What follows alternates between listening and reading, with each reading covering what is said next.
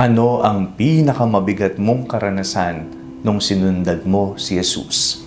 Ako po si Father Fiel Pareha at ito po ang ating segment, ang Daily Devotion, na kung saan tayo po ay magdarasal, magbabasa at magninilay kasama ng salita ng Diyos sa buong taon. Manalangin tayo. Sa ngalan ng Ama, ng Anak at ng Espiritu Santo. Amen.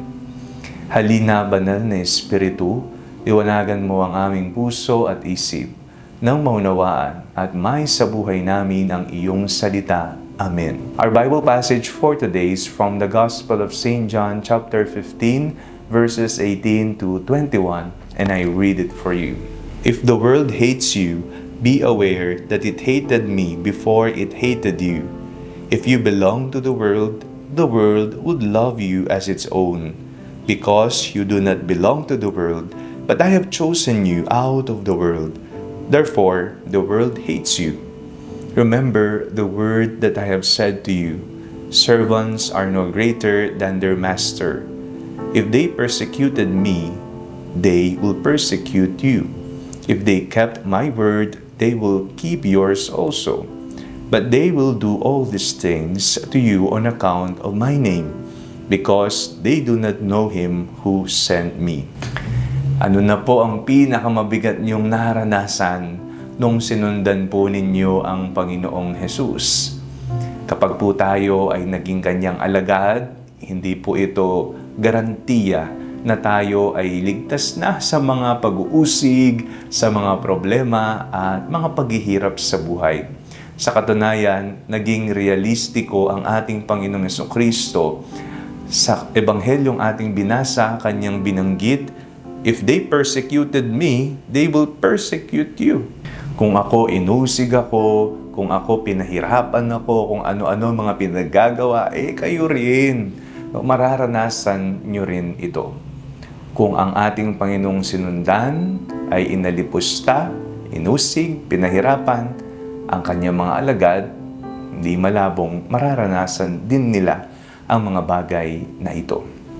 Ano po ang ating gagawin sa harap ng pag-uusig, sa harap ng kahirapan sa buhay at mga pagsubok nating kinakaharap bilang mga tagasunod ni Kristo? Palagi po nating ituon ang ating atensyon sa Panginoon. Let us always focus our attention to our Lord. Si Jesus ang ating modelo. Si Jesus ang ating inspirasyon at motibasyon. Siya ang ating simula. Siya rin ang ating kahihinatnan.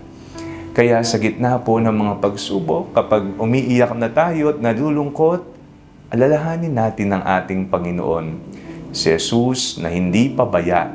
Si Jesus na magbibigay sa atin ng lakas para malampasan natin anuman ang mga pinagdaraanan natin sa buhay. Manalangin tayo. Panginoong Jesucristo, patatagin po ninyo ang inyong mga alagad. Sa gitna ng pag-uusig at mga problema, bigyan niyo po sila ng ibayong lakas. Amen. Sa ngalan ng Ama, ng Anak at ng Espiritu Santo. Amen. Huwag po ninyong kalimutang i-like ang video ito, mag-comment po kayo and share it with your family and friends. Ang Panalangin Bago Matulog ay may sariling Facebook page na po. Huwag niyo pong kakalimutang mag-like at mag-follow dito, and do not forget to subscribe to our YouTube channel. I-click niyo lamang po ang link na nasa description ng video ito, o kaya naman po, just search Father Fiel Pareha. At kung nais niyo pong maging updated sa ating pagpapahayag, you can join our broadcast channel dito po sa ating Facebook page. God bless you po.